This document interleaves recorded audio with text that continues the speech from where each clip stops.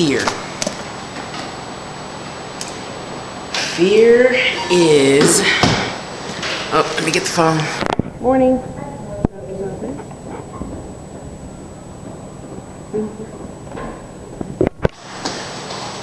False impressions appearing as real. Write that down. False impressions appearing as real. I know impressions with the I think. Anyway, you know what I mean. Don't write to me about that. So, in knowing that they are false, we can correct it. We can embed in our subconscious anything we desire. So we realize, you know, you not liking spiders is something. Good morning. Thank you. Is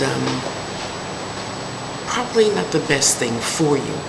Not liking anything or anyone or being judgmental, you know, against anything or anyone is not exactly soul changing. So I was 35, I think, and I said, okay, that's it. I'm getting over all my fears. Yes, I do have one left, but if he comes in December, that'll be gone. So, in getting over fears and moving on with life and progressing and being successful and being a good human, a good child of God, a good whatever you desire to be, we must release the fear in order to do that, right? So, just hear me. Don't go, ew. Do not ew me. Oh, I hate it when people ew me. Okay, I would appreciate it if you didn't ew. That's gross, or whatever, okay? So, I'm getting over my fears. So, I made a list of my fears. So, for 2 years, I said, okay, God, I just want to face that spirit called devil. 2 years. It took me 2 years to pray for that to happen. But when it did, I was so ready and I was so good. So, in my mind, I do not have a concept of the devil, just like we do not have a concept of God. It's an entity, you know.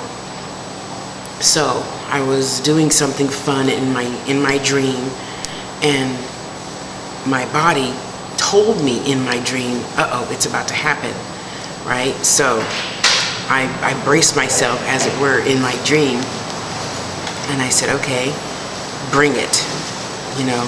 And all I saw, I could feel it, I could sense that it was there. And the only thing I saw was, you know, what resembles, I suppose, 2 red eyes. That's it, in the darkness. Of course, I was on the light side, and he was in the shadows, you know. And I just said, I am a perfect child of God. You cannot touch me. Get the hell out of here. And I haven't feared nothing since. Having experienced abuse and mistreatment and, you know, prejudice. Yeah, somebody called me a nigger, and I was younger then, so it truly was their loss. But I've grown up now, and I don't care what you do, you can't hurt me. So, having that glorious experience with Reverend Harris, no, not my grandpa Reverend Harris, another Reverend Harris I was with at the time. I gotta tell you guys about that. It was so funny. He pulled the little tiny white boy. Oh, I felt so sorry for that little kid, because you could see this, he just didn't know any better. His mom and daddy must have said that, and he was, you know, puffing up his chest. Anyway, he's like, boy, you know what that word means? Anyway, so I made the list of my fears, 35, got over that one. And I said, you know what, I know I can do anything, I can be anything. So I just kept on going down the list, down the list, down the list, down the list. Excuse me. I told my boss what I thought of her. I told her boss what I thought of him, because they had mistreated me and I was going to take a conference. And because all the other, I guess, popular gay guys who did that type of lecturing or leadership in the conferences didn't want me there. They didn't even know me. I just started working at that company, you know, along the AIDS issues type of company. And poof, I'm out just because somebody said I was flirting with him and he's gay. Yeah, don't think so. Even at 27, no, ain't happening. I'm not trying to change nobody just because I might have said you have pretty blue eyes. Ooh. So I faced that. I faced her. I faced him. Moving on. So I said, okay, I got to get over my fear of spiders. Okay, so moving forward in time, and I think it was 1999, 2000, February 2000. My neighbor, who's squirmy about everything, I mean, except, you know, if she saw an ant, she wouldn't go, ew. But her grandson had a tarantula, a Texas rose something tarantula, I don't know. And she's like, give it to Tasha, she's got snakes. And I'm like, I don't do spiders, no. Ooh, arachnoid is not my thing. So I said, okay, I'm gonna, you know, stop going ew, because I hate it when people go ew to my snakes. So I said, okay, I'm gonna do it. I said, but don't leave. And I held that little boy's hand and I said, okay, come on, just do it. She's not gonna bite me, is she? No, she's not gonna bite you. Even if she does bite you, it'll feel like a little pinch. You see the little scar? She had a little tiny scar here where they removed the poison stuff. It was so cute. Anyway, you know, and it, you know, it stands like this high, and the little fingers, and they feel like, you know, I guess it would feel like if you could hold a hummingbird's wings flapping, that's what it felt like. And it was just so neat. It was really a neat experience, and you go, oh, that's not so bad. So then I purposely tried to make her mad so she would bite me, so then you can get over that fear, right? Because by the time you get bitten, I mean, it's like a paper cut. You get cut 10 minutes ago, and you're like, oh, ow, you know. So it was a wonderful experience. I thank God for that. And then I held a what do you call the thing with the legs? Centipede, trilipede, whatever. And then I held an African hissing cockroach, and it was amazing. It's not as bad as you think it is, you know. So I faced all my fears. Face your fears, face your fears, and it will disappear in front of you. Honestly, just like in a dream, when your monster's chasing you, stop, turn around, say, what do you want? And poof, it turned into, well, I can't tell you what it turned into. That person would be offended. And it went away. It did.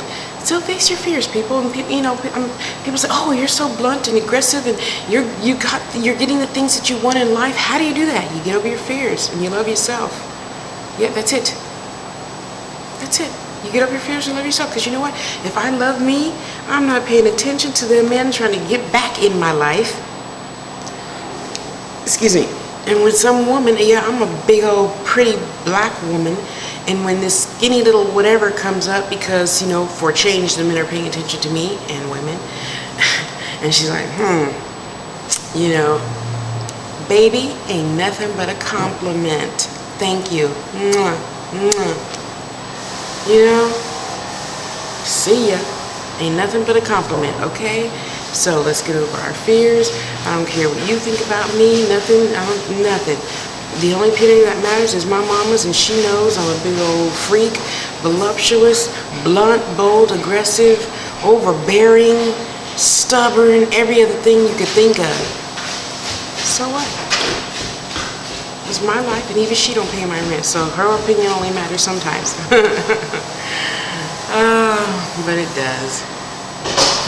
Just like yours does, you know, even those guys who leave nasty comments. Thank you. I appreciate you for taking the time to write anything at all. I do. I don't care if you're a skinhead or a whatever. I love you. I bless you. So be it. You know, and so it is, and so it is. So let's get over our fears, people. Let's do something good for ourselves to exercise your mind, body, soul. And if you can't, I'll see you at brunch on Sunday. We're going to exercise something. Okay? Yes. Now I'm going to make a video about brunch, because people come in thinking, you know, they can ask questions and stuff. No. No questions. You listen. I talk. And then, okay, I'm going to make a video about that. Love yourself. Bye.